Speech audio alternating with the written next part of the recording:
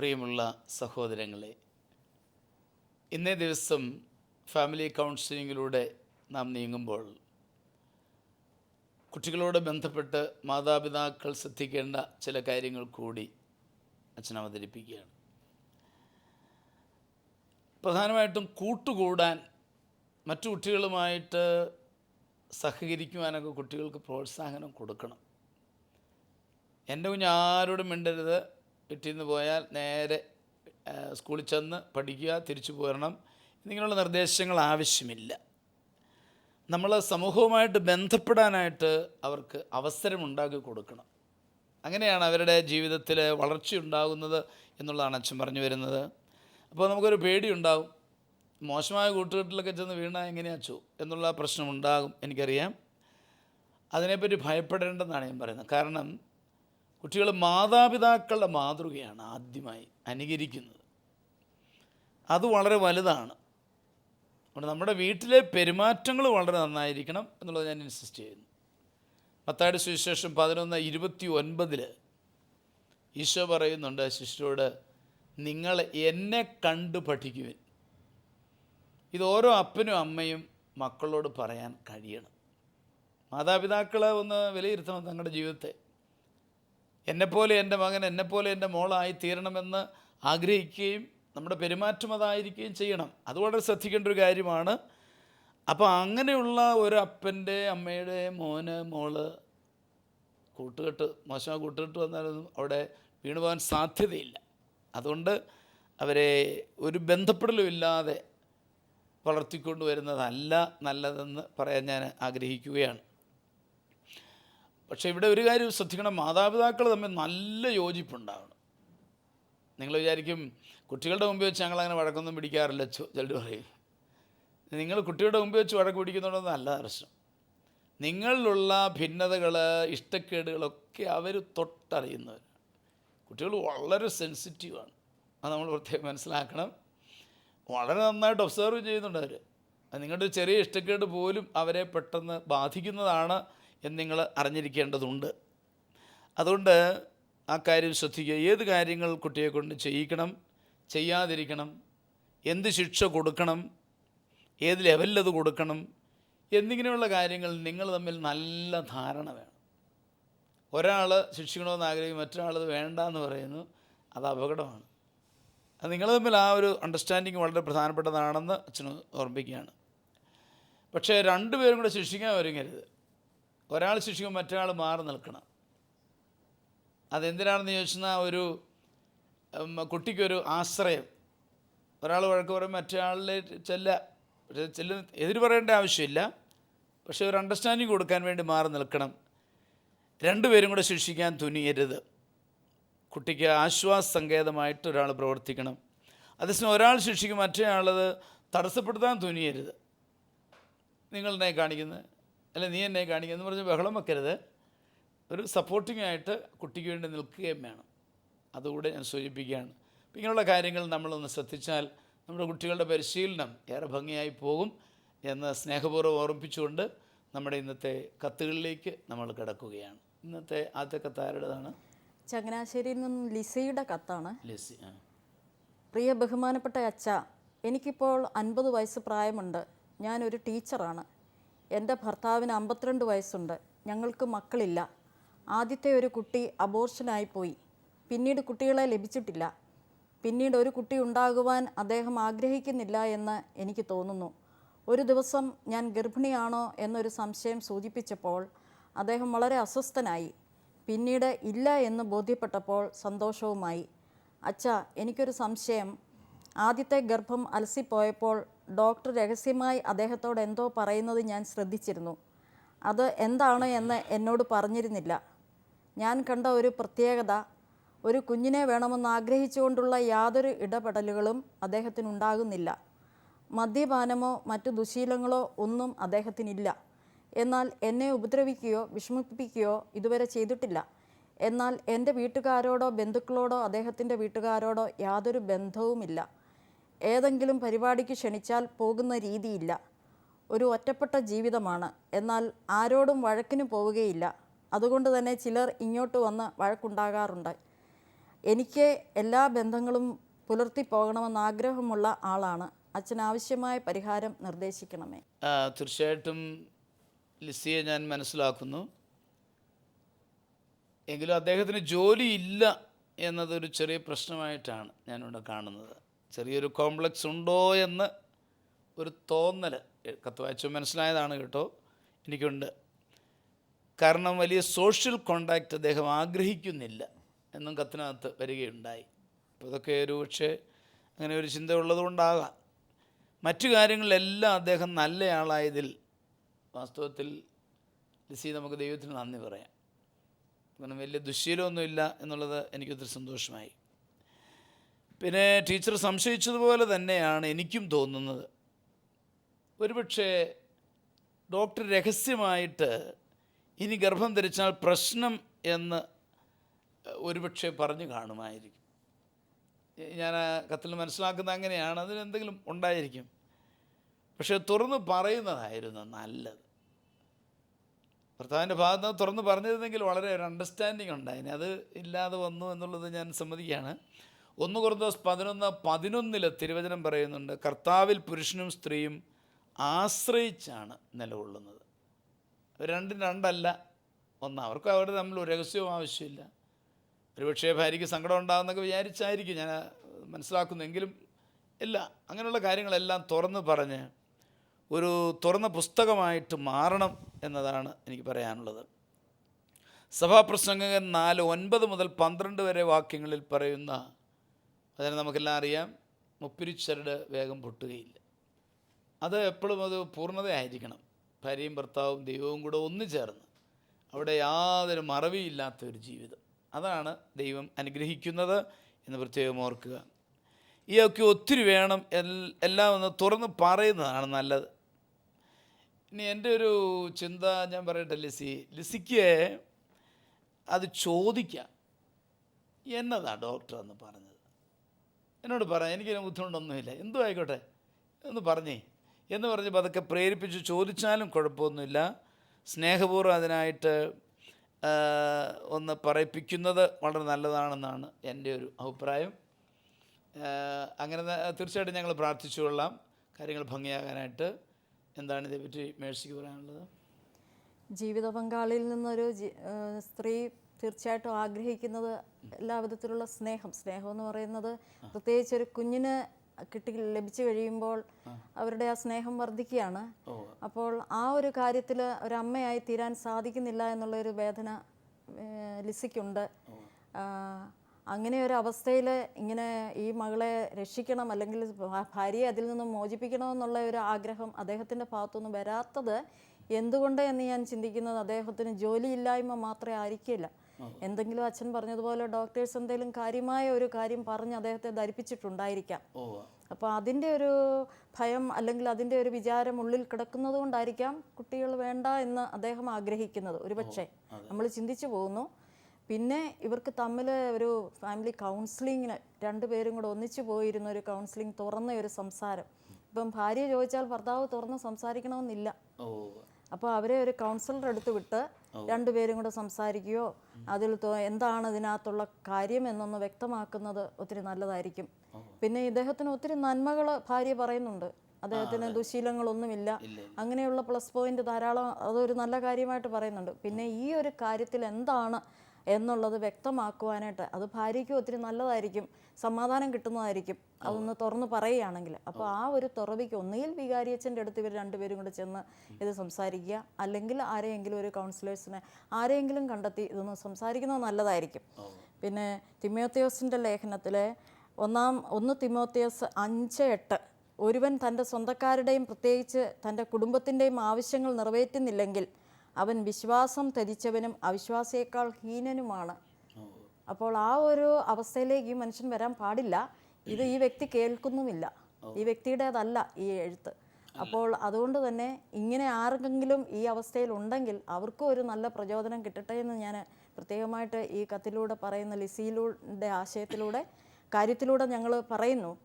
പ്രത്യേകം പ്രാർത്ഥന ഞങ്ങളുടെ ഭാഗത്തു നിന്ന് ഈ കാര്യത്തിലുണ്ടായിരിക്കും. പ്രത്യേകിച്ച് അദ്ദേഹത്തിനൊരു തുറവി ഉണ്ടായി ഈ കാര്യത്തിൽ ഒരു സമാധാനത്തിൻ്റെയും ഒരു സന്തോഷത്തിൻ്റെയും സ്നേഹത്തിൻ്റെയും അവസ്ഥയിലേക്ക് അവർ ഒന്നു ചേർന്ന് വരാനായിട്ട് ഞങ്ങൾ പ്രത്യേകം പ്രാർത്ഥിക്കും. അതിനുള്ള എല്ലാ അനുഗ്രഹങ്ങളും ദൈവം അവർക്ക് നൽകട്ടെ എന്ന് ആശംസിക്കുന്നു. തീർച്ചയായിട്ടും നമ്മൾ പ്രാർത്ഥിക്കുക. അതുപോലെ തന്നെ ഒരു കൗൺസിലിങ്ങും വളരെ നല്ലതാണ് എന്നുള്ള അഭിപ്രായമാണ് മേഴ്സി സൂചിപ്പിച്ചത്. ഇബ്രാഹിം എന്ത് പറയുന്നു? പക്ഷേ എനിക്ക് ഈ കത്ത് കണ്ടിട്ട് ഇത് ഒരു സാമൂഹ്യ ജീവി എന്നൊക്കെ പറയുന്ന അവസ്ഥ ഉണ്ടോ സംശയം. കാര്യം അദ്ദേഹത്തിൻ്റെ ബന്ധുക്കളുടെ അടുത്ത് പോകാൻ ഇഷ്ടമില്ല, ഭാര്യയുടെ ബന്ധുക്കളുടെ അടുത്ത് പോകാൻ ഇഷ്ടമില്ല, ഒരു പരിപാടിക്കും പോകാൻ ഇഷ്ടമില്ല, ഒറ്റപ്പെട്ടൊരു ജീവിതം ആഗ്രഹിക്കുന്നു. അപ്പോൾ എനിക്ക് തോന്നുന്നത് ഇദ്ദേഹത്തിൻ്റെ പേഴ്സണാലിറ്റി എന്തോ ഇച്ചിരി എന്തോ അഡ്ജസ്റ്റ് ചെയ്ത് ശരിയാകാനുണ്ടെന്ന് തോന്നുന്നു. ഒരു സൈക്കോളജിക്കൽ കൗൺസിലിങ്ങിൽ നിന്ന് പോകുന്നത് ഉചിതമായിരിക്കും തോന്നുന്നു. പിന്നെ മറ്റേ കുഞ്ഞുങ്ങളുടെ വിഷയത്തേക്കാൾ അതുപോലൊപ്പം തന്നെ ഇദ്ദേഹത്തിന് ഈ ഒരു ബന്ധമില്ലാത്തതിൻ്റെ, ഒരു കുഞ്ഞിനെ ആഗ്രഹിക്കുന്നില്ല, അതുപോലെ തന്നെ ആരെയും ആഗ്രഹിക്കുന്നില്ല, അദ്ദേഹത്തിന് ഒറ്റപ്പെട്ടൊരു ജീവിതം. മദ്യം കഴിക്കുന്നില്ല എന്നൊക്കെ പറഞ്ഞുകൊണ്ട് കാര്യമാകുന്നില്ലല്ലോ. കുടുംബത്തിൽ സ്നേഹവും പങ്കുവെക്കലും ഷെയർ അതൊന്നും ഇദ്ദേഹത്തിലില്ല എന്നുള്ളതാണ് ഇതിനകത്തുള്ള അതിൻ്റെ അവസാന ഭാഗങ്ങൾ നോക്കുമ്പോഴും അതാണ്. ആരോടും വഴക്കിന് പോകാറില്ല, ഒരു പ്രശ്നവും ഇല്ല. പക്ഷെ അതുകൊണ്ടാവുന്നില്ലല്ലോ. ഒരു മനുഷ്യ ജീവിയുടെ വ്യക്തിത്വത്തിൻ്റെ ആ പൂർണ്ണതയിലേക്ക് അദ്ദേഹം, അതിനെനിക്ക് തോന്നുന്നു ഒരു സൈക്കോളജി കൗൺസിലിങ്ങിൽ ഒരു കൗൺസിലറെ സമീപിക്കുകയും രണ്ടുപേരുടെ ഒരു നല്ല കൗൺസിലിങ്ങും അതോടൊപ്പം തന്നെ പ്രാർത്ഥനയിലൂടെയും എന്നെനിക്ക് തോന്നുന്നു. വെൽസി എബ്രഹാമിൻ്റെ അഭിപ്രായത്തിൽ നമ്മളൊരു മാരേജ് കൗൺസിലിംഗ്, ഒരു സൈക്കോളജിക്കൽ കൗൺസിലിംഗ് തന്നെ ആവശ്യമാണ്. ഒരുപക്ഷെ അദ്ദേഹത്തിന് കോംപ്ലക്സ് മാത്രമായിരിക്കണമെന്നില്ല, ആരോടും ബന്ധപ്പെടാത്ത ഒരു അവസ്ഥ. അത് ചിലപ്പോൾ കോംപ്ലക്സിൽ നിന്ന് വരാമെന്ന് എനിക്ക് തോന്നുന്നുണ്ട്. കാരണം ബന്ധപ്പെട്ട് കഴിയുമ്പോൾ അവർ ചിലപ്പം നീ ഇങ്ങനെ തൊഴിലൊന്നുമില്ല നടക്കണം എന്നൊക്കെ ചോദിക്കാം, ഇങ്ങനെയൊക്കെ വരുമായിരിക്കും. എനിവേ, ഏതായാലും നല്ലൊരു കൗൺസിലിംഗ് വേണം എന്നുള്ളതാണ് രണ്ടുപേരും അഭിപ്രായം പറയുന്നത്. വളരെ നല്ലൊരു കാര്യമാണത്. അതോടൊപ്പം തന്നെ പ്രാർത്ഥിക്കുവാനായിട്ട്, കൂടുതൽ പ്രാർത്ഥിക്കുവാനായിട്ട് പരിശ്രമിക്കണം. ലിസിയുടെ ഭാഗത്തുനിന്ന് അങ്ങനെ കർത്താവ് നമുക്ക് തന്ന ജീവിത പങ്കാളിയെ കർത്താവിന് വേണ്ടി നേടുവാൻ ലിസിയുടെ ആ ചുമതല ലിസി നിറവേറ്റണം. സ്നേഹത്തോടെ ഈ കൗൺസിലിങ്ങിനായിട്ട് പ്രേരിപ്പിക്കണം എന്ന് പറഞ്ഞുകൊണ്ട് അടുത്ത കത്തിലേക്ക് ഞങ്ങൾ കടക്കട്ടെ. അടുത്ത കത്ത് ആരുടേതാണ്? അച്ഛാ, പള്ളിക്കത്തോട്ട് നിന്നും ആൻസി എഴുതുന്ന കത്താണ്. പ്രിയ ബഹുമാനപ്പെട്ട അച്ഛാ, ഞാനൊരു ഹൈസ്കൂൾ ടീച്ചറാണ്. എൻ്റെ ഭർത്താവ് ജോജിക്ക് പ്രത്യേക ജോലിയൊന്നുമില്ല. കുറേ സമയം പച്ചക്കറി ചന്തയിൽ പോയി ജോലി ചെയ്യും. ബാക്കി സമയം വൃഥാ പാഴാക്കുകയാണ്. നന്നായി മദ്യപിക്കും. വീട്ടിൽ വന്നാൽ പറയുന്ന ചീത്ത വാക്കുകൾ ഞങ്ങളെ ഒത്തിരി വിഷമിപ്പിക്കുന്നു. മക്കളും ഒത്തിരി അസ്വസ്ഥരാണ്. പണം ഇല്ലെങ്കിൽ എവിടെ നിന്നെങ്കിലും കടം വാങ്ങിക്കും. കുറേയേറെ ആകുമ്പോൾ അവയെല്ലാം ഞാൻ കൊടുത്തു വീട്ടും. എന്നാൽ പിന്നീടും വാങ്ങിച്ചുകൊണ്ടിരിക്കും. എന്നെ നന്നായിട്ട് ഉപദ്രവിക്കും. എൻ്റെ വീട്ടുകാരോട് ഭയങ്കര പിണക്കമാണ്. അവർ ധാരാളം പണം കൊടുത്ത് അദ്ദേഹത്തെ സഹായിച്ചിട്ടുണ്ട്. എങ്കിലും അവരോട് വെറുപ്പാണ്. ഞാൻ സ്കൂളിൽ ഏതെങ്കിലും എക്സ്ട്രാ കരിക്കുലർ ആക്ടിവിറ്റീസിൽ പങ്കെടുത്താൽ അത് ഇഷ്ടപ്പെടുകയില്ല. അതിനും എന്നെ ശരിക്കും ശകാരിക്കും. ഈ സാഹചര്യത്തിൽ ഞാൻ എന്താണ് ചെയ്യേണ്ടത്? ആവശ്യമായ മാർഗനിർദ്ദേശങ്ങൾ നൽകണമേ.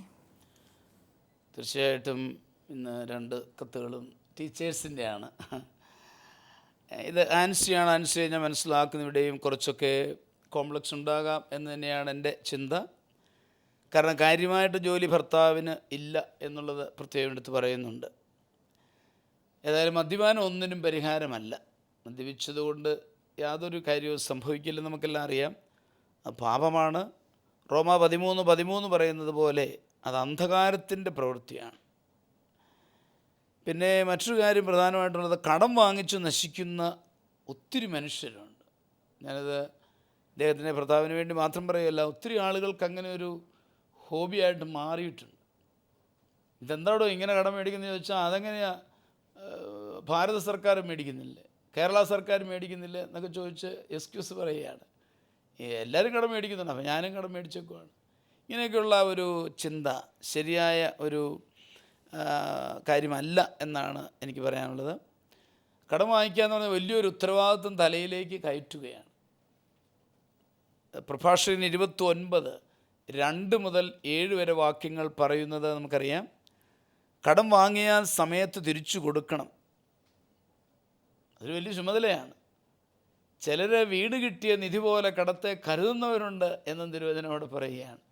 ചിലർ കിട്ടിയത് രക്ഷപ്പെട്ടു, ഇനി കൊടുക്കണ്ട എന്നുള്ള മട്ടിലൊക്കെ പോകുന്ന വ്യക്തികളുമുണ്ട്.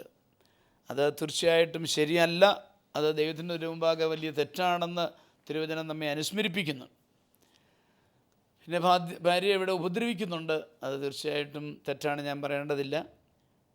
അതുപോലെ ഭാര്യ വീട്ടുകാരോട് വെറുപ്പ് പുലർത്തരുത്. അവളെ സ്നേഹിക്കുന്നതിൻ്റെ ഭാഗമാണ് അവളുടെ വീട്ടുകാരെയും കൂടെ സ്നേഹിക്കുക എന്ന് പറയുന്നത്. ഞാൻ സ്നേഹിക്കാമെന്ന് ഉദ്ദേശിക്കുന്നത് കൊണ്ട് വലിയ ഭയങ്കരമായിട്ടുള്ള പങ്കുവെച്ചോടെ നടത്തണമെന്നൊന്നുമല്ല. നോർമൽ റിലേഷൻഷിപ്പ് അവരുമായിട്ട് പുലർത്തിപ്പോകാനും അവരെ സ്നേഹിക്കാനും വെറുപ്പ് പുലർത്താതിരിക്കുക, അതൊക്കെയാണ് ഞാൻ ഉദ്ദേശിക്കുന്നത്. സ്കൂളിലെ മറ്റ് ആക്ടിവിറ്റീസ് എടുത്താൽ അദ്ദേഹം ദേഷ്യപ്പെടുന്നത് ഒരുപക്ഷെ വീട്ടിൽ പല കാര്യങ്ങളും ചെയ്യണമെന്ന് ആഗ്രഹമായിരിക്കാം. ഞാനതിനകത്തൊരു ഒത്തിരി നേരം ഇങ്ങനെ ചിലവഴിച്ചാൽ വീട്ടിൽ അവൾക്ക് ചിലവഴിക്കാൻ സമയം കിട്ടുന്നില്ല, പലതും ചെയ്യാൻ പറ്റുന്നില്ല, ഇങ്ങനെയൊക്കെയുള്ള പ്രശ്നങ്ങൾ ഉണ്ടായിരിക്കാം. ഏതായാലും അൻസിയോട് എനിക്ക് പറയാനുള്ളത്, അദ്ദേഹം നല്ല അംഗീകാരം കൊടുക്കണം. കാരണം അദ്ദേഹത്തിൻ്റെ ഈ കോംപ്ലക്സിന് പുറത്ത് ചാടണമെങ്കിൽ അദ്ദേഹത്തിന് അംഗീകാരം കൊടുക്കണം. നമുക്കറിയാം 2 കാര്യങ്ങളാണ് മെയിനായിട്ട് ഭർത്താക്കന്മാർ ആഗ്രഹിക്കുന്നത്. ഞാൻ ഭർത്താവാണ്, ഞാനൊരു പുരുഷനാണ്. ഈ അംഗീകാരം കൊടുക്കണം. കൊടുക്കുന്നത് ഒരു കുറവ് വരാൻ പാടില്ല എന്നുള്ളത് പ്രത്യേകമായിട്ട് ഓർമ്മിപ്പിക്കുകയാണ്. അദ്ദേഹത്തെ ബഹുമാനിക്കുകയും സ്നേഹിക്കുകയും ചെയ്യണം. പറയുന്നത് പ്രയാസമുള്ള കാര്യമാണ്, എനിക്കറിയാം. കാരണം മദ്യപിക്കുന്നു, ഇങ്ങനെ നടക്കുന്ന ആളിനെ സ്നേഹിക്കണം ബഹുമാനിക്കണം എന്നൊക്കെ തന്നെയാണ് അച്ഛ പറയുന്നത്. എനിക്കറിയാം പ്രയാസമാണെങ്കിൽ പോലും സ്നേഹം കൊണ്ട് നേടാനാവാത്തൊന്നും ഈ ലോകത്തിൽ. അത് ഓർക്കുക. സ്നേഹത്തിന് വലിയൊരു ശക്തിയാണ്. കാരണം ദൈവം സ്നേഹമാണ്. ആ യഥാർത്ഥ സ്നേഹം കൊണ്ട് അദ്ദേഹത്തെ ഫേസ് ചെയ്യണം, നേടിയെടുക്കണമെന്നാണ് ഞാൻ പറയുക. കുറവുകളേക്കാൾ നന്മ കാണുക. എന്തെങ്കിലുമൊക്കെ നന്മകൾ കാണും, അത് കണ്ടുകൊണ്ട് അയാളെ സ്വന്തമാക്കണം. മദ്യപാനം മാറാനായിട്ട് ധ്യാനം ചിന്തിക്കാം, കൗൺസിലിങ് ചിന്തിക്കാം, ഇതൊക്കെ ഒരു പോസിബിലിറ്റിയാണ്. ഇനിയും കടം ആൻസി ഇങ്ങനെ വീട്ടിക്കൊണ്ടിരിക്കണ്ടെന്നാണ് എനിക്ക് പറയാനുള്ളത്. സ്നേഹം കൊണ്ടായിരിക്കും, എന്നാലും കുറച്ചായി കഴിയുമ്പം അവൾ വീട്ടിക്കോളും, പ്രശ്നമില്ല എന്നുള്ള വിചാരിച്ച് അദ്ദേഹം അതിനൊരു മുതലെടുക്കുന്നുണ്ടോ എന്നൊരു ചിന്ത എൻ്റെ മനസ്സിലുണ്ട്. നമ്മളതിനെ പിന്തിരിപ്പിക്കുകയാണ് ചെയ്യുന്നത്. അതാണ് രക്ഷയുടെ മാർഗം എന്ന് പറയുക. ചുരുക്കത്തിൽ പെരുമാറ്റം കൊണ്ട് നേടുക. ഞാൻ പറഞ്ഞതിൻ്റെ എല്ലാ സാരാംശം അതാണ്. 1 പത്രോസ് 3 1 മുതൽ 12 വരെ ഒന്ന് വായിക്കണം ശരിക്കും. ഒരിക്കൽ കൂടി വായിക്കാൻ എനിക്കറിയാം. ഒന്നുകൂടെ ധ്യാനിച്ച് വായിച്ചിട്ട് ശരിക്കും പ്രാർത്ഥിക്കുക. തിരുരക്തം തളിച്ച് ജോജിക്ക് വേണ്ടി പ്രാർത്ഥിച്ച് അയാളെ നേടണം. 1 കൊരിന്തോസ് 7:14 പറയുന്ന പോലെ പരസ്പരം വിശുദ്ധീകരിക്കണം എന്ന് ശ്ലീഹ പറഞ്ഞു. അപ്പം ആൻസിയുടെ കയ്യിലേക്ക് ജോജിയെ തന്നിരിക്കുകയാണ്. വിശുദ്ധീകരിച്ചെടുക്കണം. അതിന് പറ്റും ആൻസിക്ക് എനിക്ക് പറയാനുള്ളത്. ഇബ്രാഹിം അതേപ്പറ്റി എന്ന് പറയുന്നു. അച്ഛൻ പറഞ്ഞ ഈ 2 കത്തുകളും ടീച്ചേഴ്സാണ്. അതെ അതെ. പക്ഷേ പഴയ ഭർത്താവ് ഒരു പ്രോബ്ലം ഇല്ല, എന്നുവെച്ചാൽ മദ്യമില്ല, ഒന്നുമില്ല. ഇവിടെ നേരെ തിരിച്ചെല്ലാം ഉണ്ട്. അപ്പോൾ എനിക്ക് തോന്നുന്നത് ഇവർ ഒന്നിച്ചൊരു ദമ്പതി ധ്യാനം, ഒരു നല്ല ധ്യാനകാരി. പുള്ളിക്ക് ഒത്തിരി കാര്യങ്ങൾ ശരിയാറുണ്ട്. പിന്നെ അച്ഛൻ പറഞ്ഞ മറ്റൊരു വശവും, ഈ ടീച്ചറായതുകൊണ്ട് തന്നെ ഇദ്ദേഹത്തിന് പ്രത്യേകിച്ച് പരിപാടിയില്ല. പുറത്ത് നടക്കുമ്പോൾ ഓരോ കാര്യങ്ങളൊക്കെ മറ്റു നാട്ടുകാരൊക്കെ വല്ലതും പറയുമല്ലോ, എല്ലാവർക്കും അറിയാമല്ലോ, ടീച്ചറിനെ എല്ലാവർക്കും അറിയാം. എന്നാൽ ഇദ്ദേഹം ആ ലെവലിലേക്ക് അദ്ദേഹത്തിന് വരാൻ പറ്റുന്നില്ല. ആ കോംപ്ലക്സും ഇതിൻ്റെ പുറകിലൊരു വശം ആകാൻ വഴിയുണ്ട്. അതുകൊണ്ട് എനിക്ക് തോന്നുന്നു ഇവരൊരു ദമ്പതി ധ്യാനം, ഒരു നല്ല രീതിയിലുള്ള നല്ലൊരു ദമ്പതി ധ്യാനം മസ്റ്റാണെന്ന് തോന്നുന്നു. എന്നാൽ ഇതെല്ലാം കൂടെ ഒന്ന് 2 ഭാവവും ദമ്പതി ധ്യാനം ആകുമ്പോൾ അവിടെ കൗൺസിലിംഗ് കൊണ്ട് എല്ലാം കൂടെയായിട്ട് ക്രമപ്പെടുത്താൻ സാധിക്കുമെന്ന് തന്നെ തോന്നുന്നു. ഒരു ദമ്പതി ധ്യാനത്തിലൂടെ ഒരു നവീകരണത്തിലേക്ക് കടന്നു വരണം എന്നുള്ളതാണ് പ്രധാനമായിട്ടും എബ്രഹാം പറയുക. മേഴ്സി എന്ത് പറയുന്നു? ആൻസിയെ സംബന്ധിച്ചിടത്തോളം ഇതൊരു വലിയ സഹനമാണ്. ഭർത്താവിൻ്റെ ജോലിയില്ലാത്ത അവസ്ഥ, കടം വാങ്ങി മദ്യപിച്ച് വരുന്ന അവസ്ഥ, ഇതെല്ലാം വളരെ ഒരു വലിയ സങ്കടകരമായ അവസ്ഥയാണ് ഭാര്യയെ സംബന്ധിച്ചിടത്തോളം. പക്ഷേ ഇവിടെ അദ്ദേഹം ഈ അവസ്ഥയിലായിരിക്കുന്നതിൽ ഇവിടെ പറഞ്ഞതുപോലെ ഒരു കോംപ്ലക്സ് ആണിത്. ജോലിയില്ല, വരുമാനമില്ല സ്വന്തമായിട്ട്, പിന്നെ ഭാര്യയുടെ വരുമാനത്തിൽ ജീവിക്കേണ്ടി വരുന്നതിൻ്റെ ഒരു കോംപ്ലക്സ്. അത് മനുഷ്യരുടെ മുമ്പിൽ നേരെ നിൽക്കാൻ എല്ലാവരോടും രൂപ മേടിച്ച് കടം മേടിച്ച് പുള്ളി കാര്യങ്ങൾ നടത്തും. അപ്പോൾ ഞാനെല്ലാം നടത്തുന്നു എന്നൊന്ന് കാണിക്കുന്നു. പക്ഷേ ഈ കടം മുഴുവനും വീട്ടേണ്ടത് ഭാര്യയാണെന്നുള്ള ചിന്ത ഇദ്ദേഹത്തിന് വലിയ പ്രാരാബ്ധമായിട്ട് തോന്നുന്നില്ല. അവർ കുടുംബത്തെ നേരെ നിർത്താൻ വേണ്ടി ജോലി ചെയ്യുന്ന പണം കൊണ്ട് അത് വീട്ടുന്നുണ്ട്. പക്ഷേ അങ്ങനെ ജീവിച്ചു പോയി ഇയാൾ മദ്യപിക്കുന്നു, അതെല്ലാം ചെയ്യുന്നു. പക്ഷേ ഇവിടെ ഭാര്യയുടെ ഒരു സഹനവും ത്യാഗവും വളരെ വലുതാണ്. പക്ഷേ എനിക്ക് ആ ഭാര്യയുടെ സ്ഥാനത്ത് നിന്നുകൊണ്ട് പറയാൻ പറ്റുന്നത് ഈ ഭർത്താവിനെ രക്ഷിച്ചെടുക്കാൻ സാധിക്കും. കാരണം നമ്മളുടെ സഹനം, ത്യാഗം, പ്രാർത്ഥന വഴി ദൈവം അത് കണക്കിലെടുത്ത് ഈ വ്യക്തിയെ നമ്മൾ തിരിച്ചു കൊണ്ടുവരണം. കാരണം ദൈവത്തിന് ആൻസിക്ക് ഇയാളിനെ ഏൽപ്പിച്ചു കൊടുത്തെങ്കിൽ അതിനകത്ത് വലിയ പദ്ധതിയുണ്ട്. ആൻസിക്ക് മാത്രമേ ഇയാളുടെ കൂടെ ജീവിക്കാനും ഇയാളിനെ നന്നാക്കിക്കൊണ്ട് വരാനും സാധിക്കുകയുള്ളൂ. അപ്പോൾ ആൻസിയിലൂടെ ദൈവം ഒരു വലിയ രക്ഷാകര പദ്ധതിയാണ് ഈ ഭർത്താവിന് വേണ്ടി വെച്ചിരിക്കുന്നത്. അത് മനസ്സിലാക്കി ആൻസി കുറേ കൂടെ ദൈവത്തിലോട്ട് ആശ്രയിച്ച് സമാധാനമായിട്ട് പോകുവാൻ ശ്രമിക്കണം. കൂടാതെ അവർക്കൊരു ധ്യാനം കൂടാൻ, പ്രത്യേകിച്ച് എളുപ്പമൊന്നും സാധിക്കുമെന്ന് തോന്നില്ല, ഇയാളിനെ ഒരു ധ്യാനത്തിലേക്ക് പെട്ടെന്ന് കൊണ്ടുവരാൻ പറ്റില്ല. പക്ഷേ ആൻസി പരിശുദ്ധ മാതാവിൻ്റെ ജപമാല ചൊല്ലി മധ്യസ്ഥം വഹിച്ച് ഭർത്താവിന് വേണ്ടി പ്രാർത്ഥിക്കട്ടെ. അങ്ങനെ ത്യാഗമെടുത്ത് പ്രാർത്ഥിച്ച് ഇതുപോലെയുള്ള അനേകം ഭർത്താക്കന്മാരെ തിരികെ കൊണ്ടുവന്ന ഭാര്യമാരെ എനിക്കറിയാം. അവർ സമാധാനത്തോടെ പോകുന്നു. അതുകൊണ്ട് വരുന്ന നേട്ടം എന്താണെന്ന് ചോദിച്ചാൽ മക്കൾ വളരെയധികം അനുഗ്രഹത്തിലേക്ക് വരുന്നു. അപ്പോൾ ഈ ഭാര്യയുടെ സഹനവും ത്യാഗവും പ്രാർത്ഥന ഭർത്താവിനെ നേടാൻ ഉള്ള ഒരു വലിയ സ്നേഹത്തിൻ്റെ പ്രവൃത്തിയായി മാറട്ടെ. അതിലൂടെ മക്കൾക്കും തലമുറയ്ക്കും അനുഗ്രഹം വരും. അവർക്കൊരു നല്ലൊരു ജീവിതാവസ്ഥ മക്കളുടേത് കണ്ട് ആനന്ദിക്കുവാനായിട്ട് ഈ അമ്മയ്ക്ക് സാധിക്കും. അതൊരു ജീവിതത്തിൻ്റെ ഒരു വലിയ അവസ്ഥയിൽ നിന്നാണ് ഞാൻ പറയുന്നത്. കാരണം എനിക്ക് അനേകം പേരുടെ സാക്ഷ്യം അതിലുണ്ട്. അപ്പം ഇങ്ങനെയുള്ള വ്യക്തികൾ, പ്രത്യേകിച്ച് ഇപ്പോൾ ഞങ്ങളെ ശ്രവിച്ചുകൊണ്ടിരിക്കുന്ന ആളുകളിൽ ഇതുപോലെയുള്ള ജീവിത പങ്കാളികൾ ഉണ്ടെങ്കിൽ അവർക്ക് വേണ്ടി കൂടെ ഒരു വചനം പറയട്ടെ. സുഭാഷിതങ്ങൾ 21:16, വിവേകത്തിൻ്റെ മാർഗത്തിൽ നിന്ന് വ്യതിചലിക്കുന്നവൻ മരിച്ചവരുടെ ഇടയിൽ ചെന്ന് പാർക്കും. അപ്പം വിവേകമില്ലാത്ത ജീവിതാവസ്ഥ കൊണ്ടുവരുന്നവർക്ക് പറ്റുന്നത് മരിച്ചവരുടെ ഇടയിൽ ചെന്ന് അവർ പാർക്കുന്നു എന്ന് പറഞ്ഞാൽ അവർ ലോകത്തിൽ മരിച്ചവരായിട്ടാണ് ജീവിക്കുന്നത്. അപ്പോൾ ആ അവസ്ഥ ഉണ്ടാകാതിരിക്കാൻ എല്ലാ ജീവിത പങ്കാളികളും എല്ലാവരും പരിശ്രമിക്കുകയും പ്രാർത്ഥിക്കുകയും അതനുസരിച്ച് ജീവിതത്തെ ക്രമപ്പെടുത്തുകയും ചെയ്യണമെന്ന് പ്രത്യേകമായിട്ട് ഞാനൊന്ന് പറഞ്ഞു പോകുന്നു. ഈ അവസരത്തിൽ സഹോദരിക്ക് വേണ്ടിയും കുടുംബത്തിന് വേണ്ടിയും പ്രത്യേകം പ്രാർത്ഥിക്കും. കൂടാതെ ഈ സഹോദരനെ നേടിയെടുക്കുവാൻ സഹോദരിയുടെ ത്യാഗവും പ്രാർത്ഥനയും വളരെ ദൈവത്തിൻ്റെ മുമ്പിൽ സമർപ്പിക്കണം. അംഗീകരിക്കുക, അദ്ദേഹത്തെ ബഹുമാനിക്കുക, സ്നേഹിക്കുക, പ്രാർത്ഥിക്കുക. ഇതാണ് എനിക്ക് പറയാനുള്ളത്. ഇപ്പം മേഴ്സി പറയുന്നത് സ്നേഹം, ത്യാഗം, സഹനം വഴി അതെല്ലാം കാഴ്ചവെച്ചുകൊണ്ട് പ്രാർത്ഥനയിലൂടെ അദ്ദേഹത്തെ നേടിയെടുക്കുവാനായിട്ട് നമുക്ക് സാധിക്കും എന്നുള്ളതാണ്. അപ്പോൾ അതിനായിട്ട് തീർച്ചയായിട്ടും നമുക്ക് പരിശ്രമിക്കാം. നമ്മളുടെ ആൻസി അല്ലേ, ആൻസിയുടെ ജീവിതത്തിലേക്ക് ദൈവം തന്ന വ്യക്തിയാണ്. ആൻസിയെ കൊണ്ട് മാത്രമേ ഈ വ്യക്തിയെ മാറ്റാൻ പറ്റുകയുള്ളൂ എന്നത് മേഴ്സി പറഞ്ഞത് ശ്രദ്ധിച്ചു കാണുമല്ലോ. അപ്പോൾ ദൈവം ആൻസിയുടെ കൈകളിൽ ഈ ഭർത്താവിനെ തന്നിരിക്കുകയാണ്.